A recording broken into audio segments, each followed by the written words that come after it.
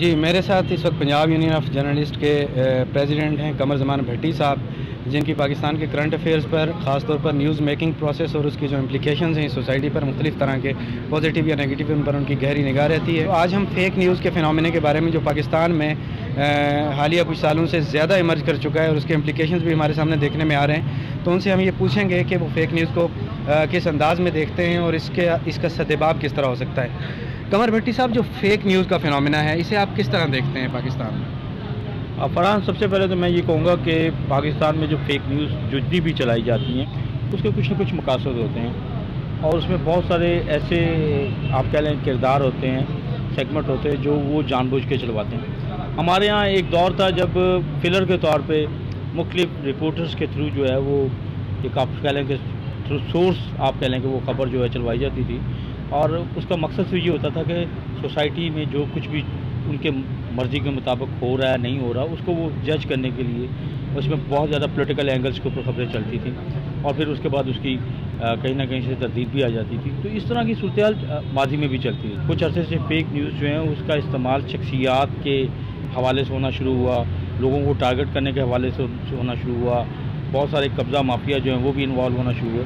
तो उसके नतीजे में सोसाइटी के ऊपर उसके असरात जो है वो नेचुरली बहुत ज़्यादा संगीन हुए। लेकिन मैं ये समझता हूँ कि हमारे यहाँ जो प्रिंट मीडिया जो चल रहा था या जो भी इलेक्ट्रॉनिक मीडिया चल रहा है, इसमें इसके चांसेस बहुत कम होते हैं। इसकी वजह ये है कि माजी में भी और आज भी लातादाद चेक्स जो हैं वो हमारे रिपोर्टर के ऊपर होते हैं। जब कोई रिपोर्टर ख़बर जारी देता है तो उसके बाद उसको न्यूज़ रूम में देखा जाता है, सब एडिटर देखता है, चीफ न्यूज़ एडिटर देखता है और बाकी भी आगे एडिटर तक जाती है। इसी तरीके से अगर हम इलेक्ट्रॉनिक मीडिया की बात करें तो वहाँ पे भी ये सूरत हाल है कि सबसे पहले तो असाइनमेंट जो है उसको रिपोर्टर को एक असाइनमेंट देती है। लेकिन फॉर एग्जांपल अगर रिपोर्टर अपना हक इस्तेमाल करते हुए असाइनमेंट के बगैर भी अगर कोई खबर देता है तो उसको वो जानी फिर असाइनमेंट के पास है, उसके बाद फिर वो कॉपी ने देखनी, फिर उसके बाद उसको आगे रन डाउन तक और आगे तक ही देखा जाता है। तो उसमें बहुत कम चांसेस होते हैं और अगर उसमें अगर होते भी हैं तो उसमें वही वजह है कि वो कुछ जो तबकात जो काम कर रहे होते हैं अनदेखे, उनका छोटा मोटा रोल होता है। जो अभी ये जो आपका डिजिटल मीडिया आया है ये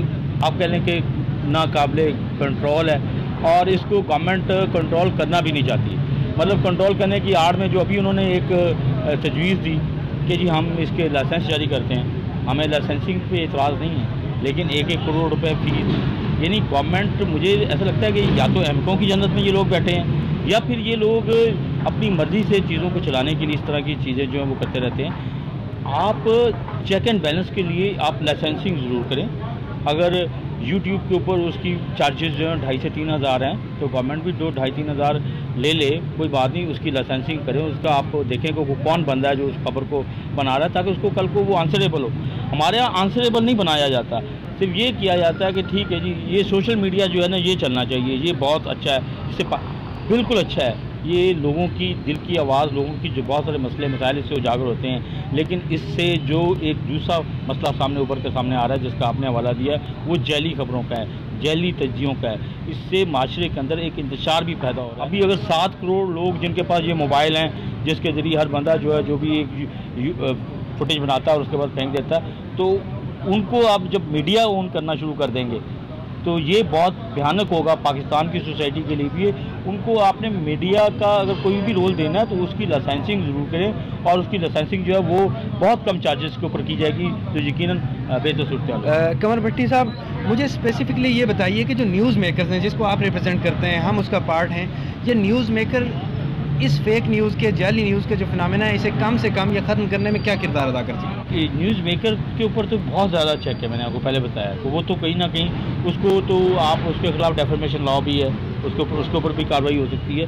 जो अब जिस सिटीजन मीडिया की आप बात कर रहे हैं, हम कह रहे हैं कि बिल्कुल ये होना चाहिए और हमने इसकी प्रोटेक्शन के लिए जब गवर्नमेंट इसके ऊपर बहुत सारे कानून लाने की कोशिश करी तो हमने सबसे ज़्यादा रजिस्ट किया, PFU जो है इसके ऊपर सेमिनार करवाए।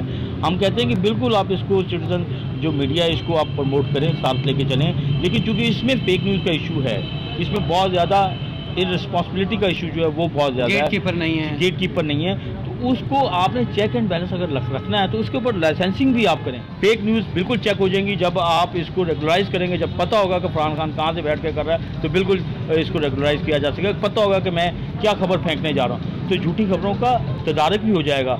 लेकिन उसके साथ साथ आम आदमी का जो हक है, आज़ादी इजहार का हक और जानने का हक, वो भी हो जाएगा। तो हमारी तो सिर्फ यही डिमांड है कि गवर्नमेंट इसको बिज़नेस के तौर पर ना ले, रेगुलराइज करे, लोगों को उनका हक दे, जानकारी का भी हक दे, और उनकी आज़ादी का जो तहफ़्फ़ुज़ है, आज़ादी इजहार, आज़ादी सहाफ़त, वो भी बरकरार। शुक्रिया। कमर ज़मान भट्टी साहब पंजाब यूनियन ऑफ जर्नलिस्ट के प्रेसिडेंट हैं। इन्होंने कहा कि इस अंदाज़ में इसको रेगुलाइज़ किया जाए कि लोगों का आज़ादी राय का जो हक है वो भी मजरू ना हो, और साथ ही साथ जो न्यूज़ डिसमिनेट करने वाले, नशर करने वाले लोग हैं, चाहे वो सिटीज़न मीडिया से ताल्लुक़ रखने वाले हों या ट्रेडिशनल मीडिया से ताल्लुक़ रखने वाले हों, उनके वेयर अबाउट्स या उनकी शनाख्त वाज़ेह होनी चाहिए। फ़ेक अकाउंट से या इस तरह के फ़ेक पेजेस से जिनका गवर्नमेंट के पास कोई रिकॉर्ड नहीं है, उस पर इस तरह का चेक होना चाहिए कि ताकि लोग रिस्पॉन्सिबिलिटी के साथ न्यूज़ को फैलाएं, ताकि उसके नेगेटिव इम्प्लिकेशन सोसाइटी पर ना हों। हमारे साथ दूसरे सहाफ़ी अब्दुल हन्नान चौधरी हैं, जो लाहौर प्रेस क्लब के मेंबर हैं, बड़े एक्टिव सहाफ़ी हैं, और हम इनकी जानिब बढ़ेंगे और इनसे भी फ़ेक न्यूज़ के हवाले से बात करेंगे।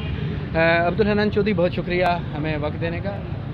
जो फ़ेक न्यूज़ का फिनोमेना है पाकिस्तान में, जब से बेहंगम बहुत ज़्यादा मीडिया हाउसेस खुल गए हैं और सोशल मीडिया ने एमर्ज किया है, तो ये फिनोमेना भी साथ साथ बढ़ा है, और इसके इम्प्लिकेशंस भी सोसाइटी पे, ग्रुप्स पे, मुख्तलिफ पॉलिटिकल पार्टीज़ पे, रिलीजियस ग्रुप्स पे, सब लोगों पे पड़ रहे हैं। तो इस सारे फिनोमेना को आप कैसे देखते हैं?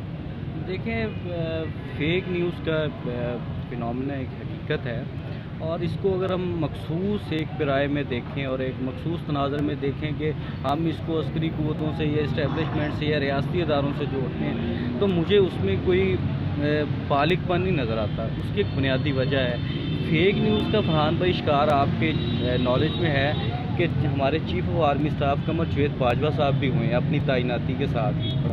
इसी तरह अब्दुल सत्तार ईदी साहब और डॉक्टर कदीर खान, अताउल्लाह ईसा खेलवी, उनकी डेथ की खबरें चली, अमवात के बड़ी तवातर के साथ चलती रहीं। अब शोबिस के बहुत सारी सेलिब्रिटीज़ ऐसी हैं जिनके मुतल्लिक़ ऐसी खबरें आ जाती हैं। अच्छा, इसमें जो मैं समझता हूँ बुनियादी मुहर्रक है वो ये है कि जो प्राइम टाइम मीडिया थिएटर लगता है ना जी रात को, उसका इसमें बड़ा अहम रोल है। यानी आप प्राइम टाइम के शोज़ को थिएटर कह रहे हैं? थिएटर कह रहा हूँ।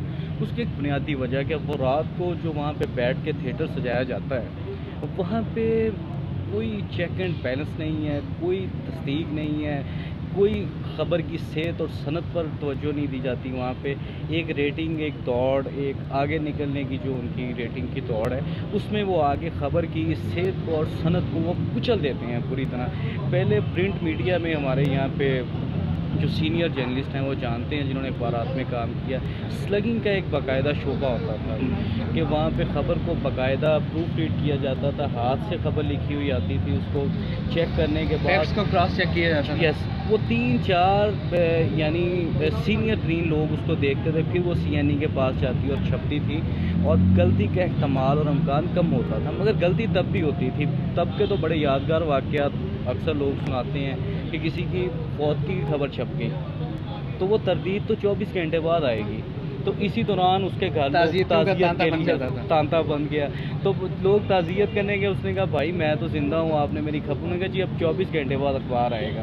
तो अगले दिन अखबार जाता था, तो जो स्वयं में लोग कुलखानी में शिरकत करना चाहते थे वो रुक जाते थे, मगर जो वहाँ पे चले गए होते थे उनको 6 देगों का वो पड़ जाता था खर्चा। स्पेसिफिकली न्यूज़ मेकर्स के बारे में बात करें, जो न्यूज़ प्रोसेस करने के बाद उसे ब्रॉडकास्ट करते हैं, जहाँ से कोई फेक न्यूज़ निकल आती है कभी कभार, उन्हें कैसे इसको ख़त्म करें? वो क्या करेंगे कि इसको इस फिनोमेना से जान छुड़ा सकें कि कम से कम इम्कान रह जाए ख़बर के अनऑथेंटिक होने के बारे में? सबसे पहले ये जो रेटिंग की दौड़ है, मीडिया इंडस्ट्री को रेटिंग की दौड़ से निकाल कर मयार की तरफ लाना होगा। यानी उसके पहले खबर देने के बजाय दुरुस्त खबर देने की कोशिश करें। पहले ख़बर की चेक करें कि क्या वाकई वो ख़बर हकीकत है, दुरुस्त है, वो एक्यूरेसी उसकी, उस पर कोई कंप्रोमाइज़ नहीं होना चाहिए। इससे बहुत सारे लोग बाद में परेशान होते हैं, बड़ी सख्त अज़ियत और करब का सामना करना पड़ता है। तो इन चीज़ों का न्यूज़ एडिटर्स को, रिपोर्टर्स को, एंकर्स को, सबको इसका बहुत ज़्यादा ख्याल रखना चाहिए। जी, ये अब्दुल हन्नान चौधरी थे जो ये कह रहे थे कि फ़ेक न्यूज़ के फिनोमेना में बुनियादी किरदार न्यूज़ मेकर्स का होगा, ख़ासतौर पर जो एडिटर्स हैं, जो गेट कीपर्स होते हैं न्यूज़ मीडिया हाउसेस के अंदर। जब उनके पास कोई इन्फॉर्मेशन रफ़ शक्ल में आती है तो वो उसे प्रोसेस करते हैं, फैक्ट क्रॉस चेक करते हैं। क्रॉस चेक करने के बाद अगर उसके अंदर 2 पार्टीज़ न्यूज़ है, उसके अंदर 2 फरीक़ैन हैं, उनसे फैक्ट्स को दोबारा चेक करते हैं। उसके अंदर अगर कोई डाटा है उसको चेक करते हैं। तो इस प्रोसेस को ज़्यादा एक्टिव होना चाहिए और ज़्यादा रिस्पॉन्सिबिलिटी के साथ काम करना चाहिए। हमारे साथ आज सीनियर सहाफ़ी मोहसिन अली तुर्क हैं, जो कई पाकिस्तान के कौमी अखबारात में, इंग्लिश अखबारात में काम कर चुके हैं और एक वसी तजुर्बा रखते हैं सहाफ़त का, न्यूज़ प्रोसेसिंग का, और बहुत ही प्रेस्टीजियस किस्म के न्यूज़ रूम्स में ये काम कर चुके हैं। उसके अलावा लाहौर प्रेस क्लब की जो इलेक्टेड बॉडी है उसके अंदर कई मरतबा मुंतखब हो चुके हैं। इनकी पाकिस्तान के जो सियासी हालात हैं, समाजी हालात हैं, उसके अलावा जो इंटरनल और एक्सटर्नल जो इश्यूज़ होते हैं उन पर गहरी नज़र रहती है। ये उसके साथ अपने आप को जोड़ के रखते हैं। उनकी निगाह भी चूँकि फ़ेक न्यूज़ पर होगी तो हम उनसे जानने की कोशिश करेंगे कि ये जो फ़ेक न्यूज़ का फ़िनोमेना पाकिस्तान के अंदर एक बड़ा एमर्ज कर चुका है और इसके नताइज बहुत डिज़ास्टर्स किस्म के सामने आ रहे हैं, उसके बारे में वो क्या सोचते हैं। ये जो फ़ेक न्यूज़ का फ़िनोमेना है, इसके बारे में आप क्या सोचते हैं कि ये कैसे पैदा हुआ और इसके क्या इम्प्लिकेशंस हैं? अच्छा, न्यूज़ के हवाले से मेरी हमेशा से ओपिनियन होती है, न्यूज़ या होती है या नहीं होती, ठीक है ना, और ना होने का सवाल पैदा नहीं होता। ये जो फेक न्यूज़ है ये पोस्ट होती हैं, सोशल मीडिया पोस्ट और न्यूज़ में फ़र्क करना पड़ेगा हमें पहले। तो न्यूज़ कभी फेक नहीं होती। धुआं जब उसी वक्त निकलता है जब चिंगारी मौजूद हो, अगर आग ना भी हो तो चिंगारी मौजूद होती है, ख़बर ठीक होती है। ये गैर जमहूरी क़ुव्वतों का फैलाया हुआ एक प्रोपेगेंडा है कि फ़ेक न्यूज़ होती है। बेसिकली वो फेक खुद हैं, वो जर्नलिस्ट को कंट्रोवर्शियल करते हैं इस तरह की बातों से, और क्या कहते हैं मीडिया को, मीडिया की जो न्यूज़ हैं, न्यूज़पेपर या चैनल्स की न्यूज़ हैं उसको फेक डिक्लेयर करते हैं। देखिए कोई ना कोई वाक़या कहीं हुआ होता है। सोशल मीडिया पोस्ट की जहाँ तक मैं बात करूँगा, सोशल मीडिया पे कोई भी बंदा लिख सकता है और ज़्यादातर वही लोग लिखते हैं जो बेनाम हैं। और बेनाम कौन से लोग हैं? ये वो गैर जमहूरी क़ुव्वतों के आलाकार हैं या उसका हिस्सा हैं, खौफज़दा लोग हैं, मीडिया से, सच से, झूठ का सहारा लेने वाले लोग हैं। अब देखिए जो सही बोलने वाला बंदा है वो सामने अपने नाम के साथ आएगा।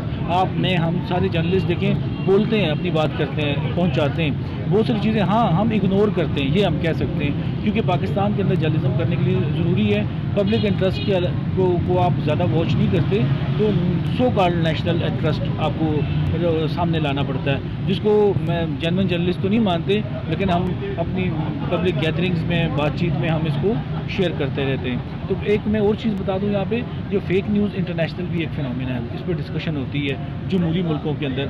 वहाँ पे भी इसलिए बात की जाती है कि जब जमहूरी इदारों को, जमहूरियत को और आवाम के इंटरेस्ट को, पब्लिक इंटरेस्ट को ख़तरा लाक होता है, उस वक्त इस चीज़ को डिस्कस किया जाता है। लेकिन पाकिस्तान में क्योंकि ज़्यादातर गैर जमहूरी क़ुव्वतें जो हैं वो इतनी इन्वॉल्व रही हैं हमेशा से, तो वो अपने बयानिए के साथ फेक न्यूज़ को लेके चल रहे हैं। वरना पाकिस्तान के अंदर जर्नलिस्ट इतने रिस्पॉन्सिबल हैं जितने हमारे मुल्क के लॉ मेकर्स हैं, जो पार्लियामेंट के दोनों ईवान में मौजूद हैं, और उसी तरह जर्नलिस्ट भी रिस्पॉन्सिबल हैं और काम अपना कर रहे हैं। आप इससे अंदाज़ा लगाएं कि बहुत सारे ऐसे वाक़यात हैं। अब पाकिस्तान के अंदर सेंसिटिव इशू समझा जाता है, और बल्कि इसको हम कहते हैं जर्नलिज्म, और जर्नलिस्ट जो है उसको बड़ा रिस्पॉन्सिबली लेके चलते हैं, वो ब्लास्फेमी का इशू।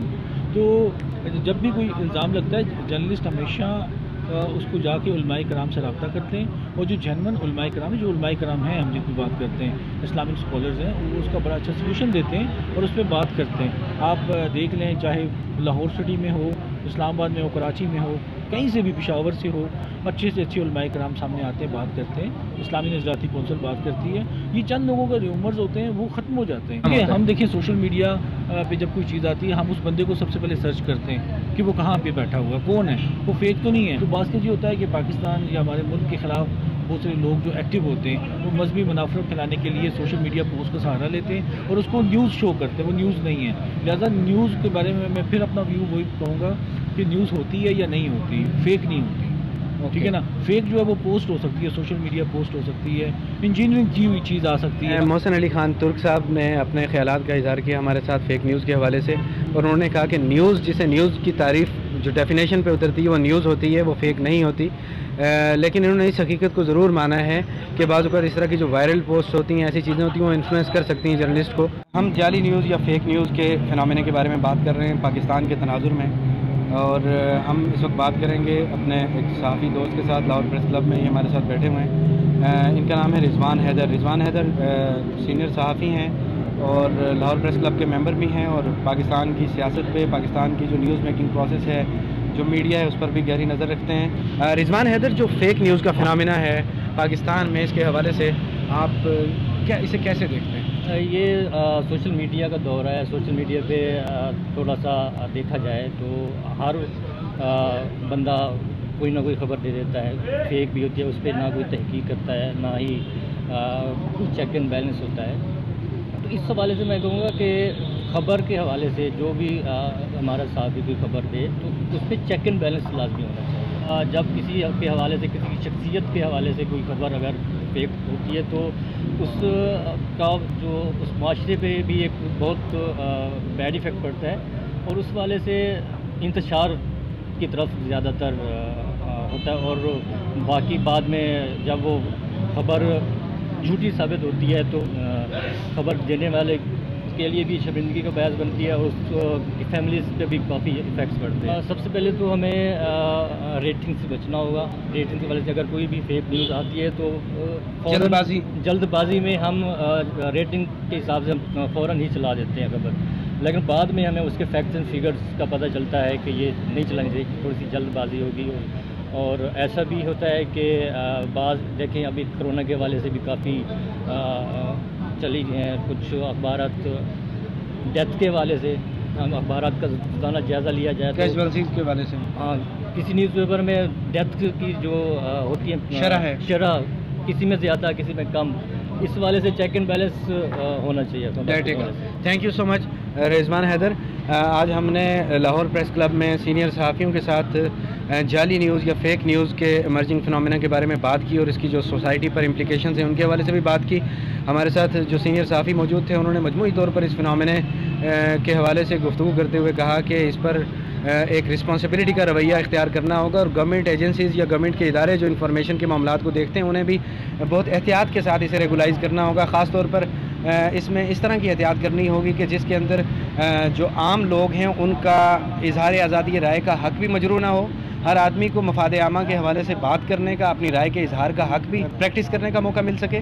और दूसरी बात यह है कि जो जाली न्यूज़ का फिनोमेना है उसको डिस्करेज किया जाए और उसे ख़त्म किया जाए।